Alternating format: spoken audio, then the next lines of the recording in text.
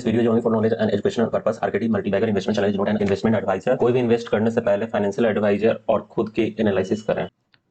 Hello friends, आज हम बात कर रहे हैं थिरुमलाई केमिकल्स के बारे में। जैसा कि नाम से ही पता चलता है कि ये केमिकल सेक्टर की ये कंपनी है। आज इसका हम फुल डिटेल एनालिसिस करेंगे। अपने फुल डिटेल एनालिसिस में हम कंपनी क्या करता है, फ्यूचर का क्या इन्वेस्टमेंट कंपनी का है, क्या टारगेट रहेगा, उसका फंडामेंटल कंपनी के बारे में मैं आपको फुल डिटेल में बताऊंगा। और फिर उसके बाद हम उसके जो बैलेंस शीट में है, जिसे हम फंडामेंटल एनालिसिस के द्वारा देखते हैं, जिसमें कंपनी का बैलेंस शीट क्या है, इन्वेस्टमेंट क्या है, कंपनी का फ्यूचर प्रोस्पेक्ट्स क्या है, उस पर बात करते हैं। और फिर जो भी कंपनी का शेयर प्राइस चल रहा है, टेक्निकल एनालिसिस में क्या देखते हैं कि किस प्राइस पर हमें बाय करना चाहिए, क्या ये शेयर अप ट्रेंड में है, डाउन ट्रेंड में है।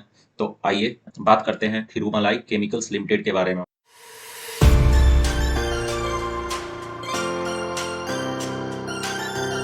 थिरुमलाई केमिकल्स लिमिटेड जो कंपनी है, वो थिरुमलाई ग्रुप में से एक कंपनी है। One of the largest producer है केमिकल्स का। थिरुमलाई केमिकल्स लिमिटेड टीसीएल जिसे शॉर्ट में हम बोलते हैं, ये कंपनी का जो प्रेजेंस है वो मोर देन 34 कंट्रीज में है। कोई भी प्रोडक्ट यूज करते हैं, चॉकलेट से लेकर, पेंट से लेकर, प्लास्टिक से लेकर, बेकरी आइटम से लेकर, ये सारा जो भी केमिकल्स इसमें डाला जाता है ये कंपनी मैन्युफैक्चर करता है। और इस कंपनी का जो फैक्ट्री है इंडिया में, वो रानीपेट में है, रानीपेट तमिलनाडु में। और इस कंपनी का रजिस्टर्ड ऑफिस है मुंबई में, और मार्केटिंग डिपार्टमेंट जो होता है ऑफिस, वो चेन्नई में है। ये कंपनी केमिकल सेक्टर में क्या क्या प्रोडक्ट्स बनाता है उसके बारे में हम जानते हैं। तो पहला जो प्रोडक्ट्स बनाता है, देखिए, थैलिक एनहाइड्राइड बनाता है, मैलिक एसिड बनाता है, फ्यूमरिक एसिड बनाता है, और मैलिक एनहाइड्राइड भी बनाता है। एक एक कर कर सभी को के बारे में हम जानेंगे। सबसे पहले थैलिक एनहाइड्राइड के बारे में जानते हैं। ये जो थैलिक एनहाइड्राइड प्रोडक्ट्स है, जो केमिकल है, वो किस चीज में बनाया जाता है? देखिए, पाइप्स में बनाने के लिए यूज होता है। और जो पेंट्स होते हैं, पेंट्स का जो पिगमेंट होता है,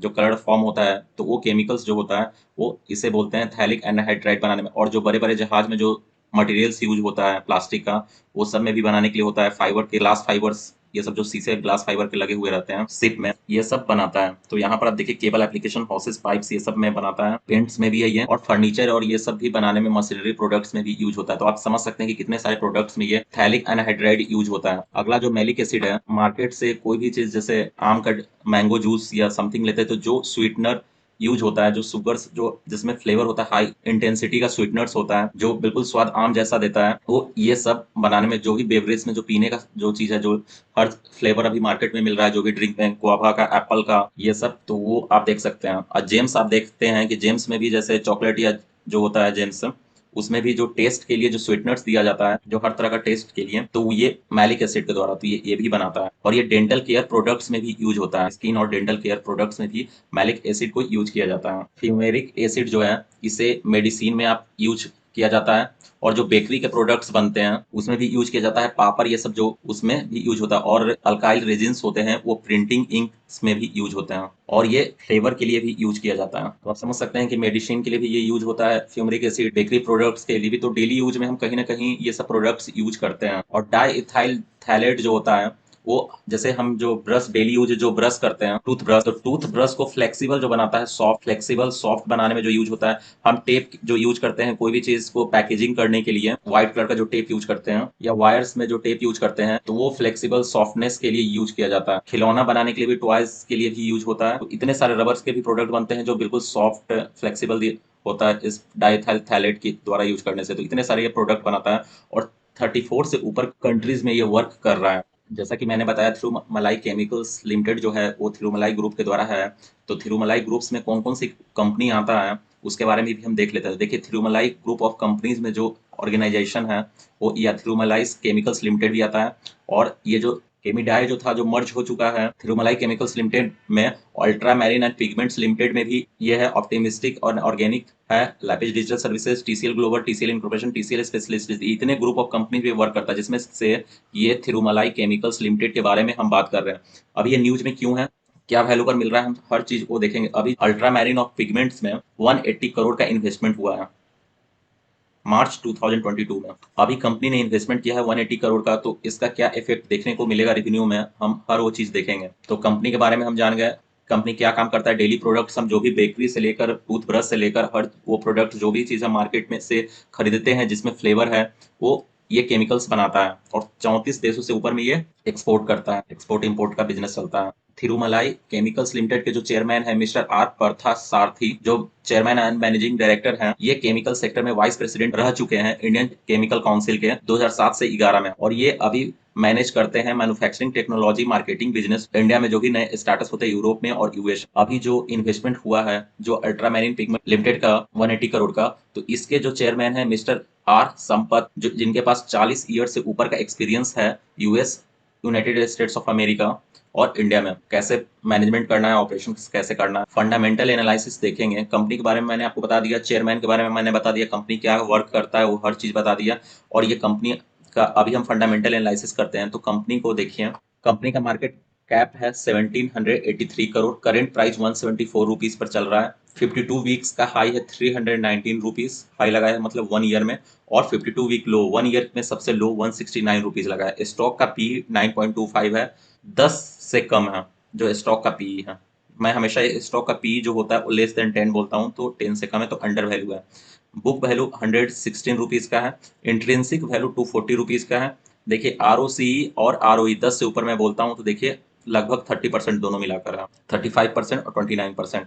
कंपनी डिविडेंड 1.43% देता है, फेस वैल्यू 1 है, और कंपनी के जो प्रोमोटर्स ने कोई भी प्लेज या लोन नहीं ले रखा है तो जीरो है। प्रोमोटर्स की होल्डिंग 42% है, और कैपिटल एम्प्लॉयड जो है वो लेस देन सेल्स होना चाहिए। तो यहाँ भी कैपिटल एम्प्लॉयड 1217 करोड़ है, और ये सेल्स है 1998 करोड़, तो सेल्स ज्यादा है कैपिटल एम्प्लॉयड से, तो यहाँ से भी। और मैं हमेशा बताता हूँ पीईजी जो है वो 0 और 1 सिप के बीच में होना चाहिए, तो यहाँ से 0.29 अच्छा है। कंपनी के पास जो डेप्ट है मात्र 0.16, 1 से कम होना चाहिए डेप्ट अच्छी कंपनी में, एनबीएफसी छोड़कर, तो 0.16 है। अगर पी से कंपैरिजन कीजिएगा तो आपने पीडीलाइट इंडस्ट्रीज का सुना होगा, एसआरएफ सुना होगा, बहुत बेस्ट कंपनी है। गुजरात फ्लोरोस केमिकल्स के नाम भी सुने, टाटा केमिकल्स आपने सुना होगा, दीपक नाइट्रेट, तो ये सब बहुत बेस्ट कंपनी। तो थिरुमलाई केमिकल्स के बारे में जो हम बात कर रहे हैं, तो यहाँ से इसका पी देखते हैं तो सबसे कम पीई में अभी मिल रहा है, और बाकी जितने भी जो पी हैं वो 10 से ऊपर हैं। उसके बाद टाटा केमिकल्स का है सेकंड नंबर पे जो 12 है, तो अंडर वैल्यू है। अभी मल्टी बैगर रिटर्न देने का इसमें पोटेंशियल, इसलिए मैं आपको डिस्कस कर रहा हूँ। आप एनालिसिस करें, कोई भी रिकमेंडेशन नहीं है बाय और सेल का।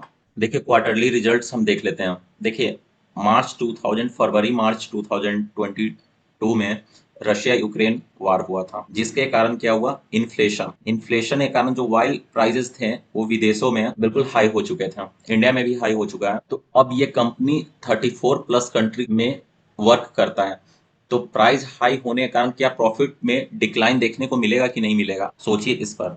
देखिए जून में क्या हुआ, सेल्स तो इंक्रीज हुआ लेकिन यहाँ पर एक्सपेंस बढ़ गया, और यहाँ पर भी देखिए सेल्स पे भी देखने को मिला इफेक्ट। और नेट प्रॉफिट में अगर हम आप देखते हैं तो दिसंबर 2021 में 75 करोड़ था, मार्च में 90 करोड़ हुआ, 90 करोड़ से रशिया यूक्रेन वार के कारण जो इन्फ्लेशन हुआ 60 करोड़ हुआ, 60 करोड़ से 34 करोड़ हुआ, और 34 करोड़ से अभी 8 करोड़ हुआ है। अभी जो रशिया यूक्रेन का जो वार के कारण जो भी इफेक्ट हुआ है, इन्फ्लेशन है, रिसेशन है फॉरेन कंट्रीज में, तो अगर ये सब चीज सही नॉर्मल हो जाता है तो इसका प्रॉफिट में भी जंप देखने को मिले। तो दिसंबर 2022 में जो प्रॉफिट में इतना जो गिरावट देखने को मिल रहा है, इसलिए प्राइस में भी इसका डाउनसाइड देखने को मिलेगा। हम चार्ट पर देखेंगे, टेक्निकल चार्ट पर, अभी हम यहाँ पर बात कर लेते हैं। तो जो नेट प्रॉफिट होता है, नेट प्रॉफिट में कहीं ना कहीं इन्फ्लेशन के कारण हमें वो चीज देखने को मिलता है, 90 करोड़, 60 करोड़, 34 करोड़, 8 करोड़। तो वाजिब रीजन है कि बैलेंस शीट हम देखते हैं। देखिए बैलेंस शीट इतना शानदार है, शेयर कैपिटल कंपनी ने कभी कोई स्प्लिट नहीं, कोई भी। जब भी यहाँ पर आप 10 से अगर 50 करोड़ देखते हैं शेयर कैपिटल, तो कंपनी कहीं ना कहीं बोनस डिक्लेयर करता है, डाइल्यूट करता है अपने शेयर के बारे में। तो कंपनी ने बिल्कुल अपने शेयर को डाइल्यूट नहीं किया है, 10 करोड़ बिल्कुल शेयर कैपिटल एकदम मिनिमम है। और कंपनी ने लगातार 2011 से रिजर्व्स देखिए 2021 में 7 टाइम्स कर चुका है। फिर देखिए 1000 और 1180 करोड़ है, तो रिजर्व्स कंपनी लगातार इंक्रीज किया है। कंपनी ने बोरोइंग्स समय समय पर लिया है, और अभी जो मार्च 2022 में जो इन्फ्लेशन आया है रशिया यूक्रेन वार के कारण, तो बिजनेस में कहीं ना कहीं इफेक्ट होता है, तो कंपनी को क्या लोन लेने का जरूरत पड़ता है। इसलिए देखिए यहाँ पर कंपनी ने बोरोइंग किया कि और भी इन्वेस्टमेंट का। अब जब भी लोन लिया जाता है तो हम इन्वेस्टमेंट और current in work in progress देखते हैं कि अभी क्या इन्वेस्टमेंट कंपनी का करंट चल रहा है। तो करंट वर्क इन इन्वेस्टमेंट जो है देखिए अभी लगातार 64 करोड़ से 126 करोड़ हुआ है। जब यहाँ से रेवेन्यू जनरेट होगा तो वो प्रॉफिट में देखने को मिलेगा, 126 करोड़ का, और इसके बाद कंपनी का इन्वेस्टमेंट्स है 155 करोड़ का।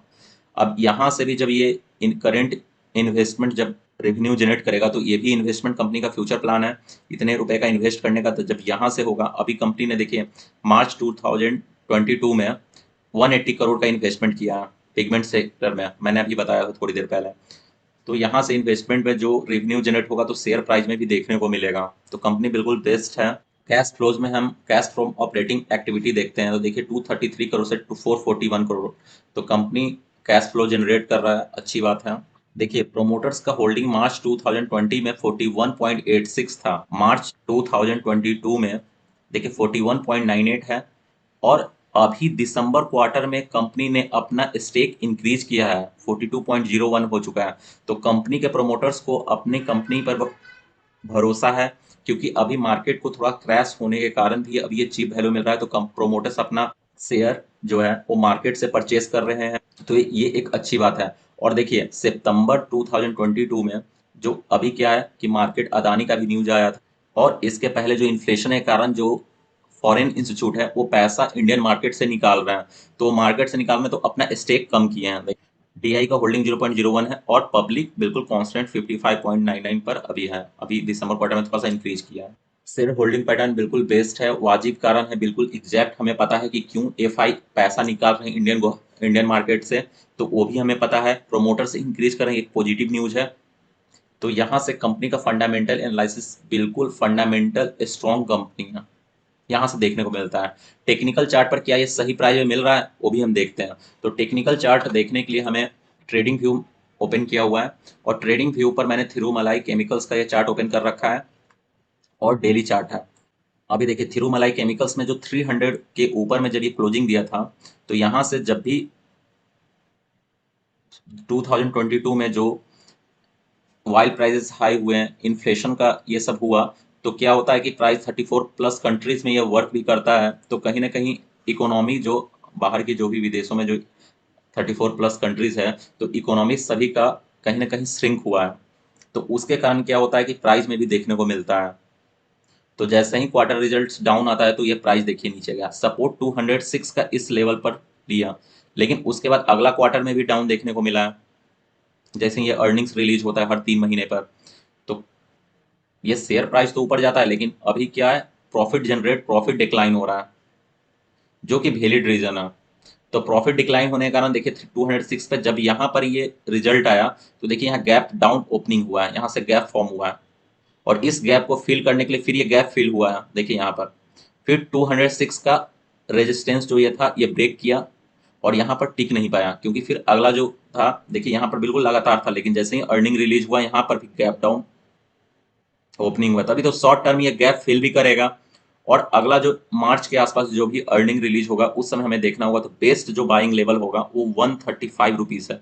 तो अभी मैं क्यों बता रहा हूँ इतना पहले, क्योंकि इस लेवल पर आप नजर रखें, अगर आपका लॉन्ग टर्म का इन्वेस्टमेंट है, आप वेट कर सकते हैं 3 to 5 ईयर्स, तो इसका जो टारगेट रहेगा वो 600 फर्स्ट टारगेट होगा, सेकेंड टारगेट रहेगा 900, और थर्ड टारगेट जो है वो 1200 का, 3 to 5 ईयर्स में, और 600 का टारगेट 1 से 2 ईयर्स में अचीव होना चाहिए, और सेकेंड ईयर में 900, और फिफ्थ ईयर तक 1200, 5 साल में ये 1200 तक जाएगा।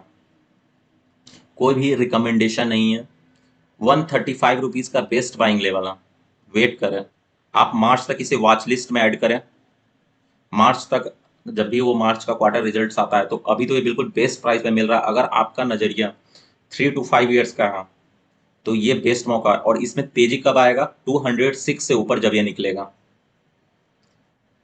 तो इसमें तेजी। अभी क्या शॉर्ट टर्म में ये गैप को फिल करने के लिए 180 तक आ सकता है, 180 से लेकर 190 तक आ सकता है प्राइस। बेस्ट मौका है केमिकल सेक्टर्स में एकोमुलेट करने का। एसआरएफ का शेयर तो बहुत कॉस्टली है, और ये बिल्कुल चीप वैल्यू में मिल रहा है।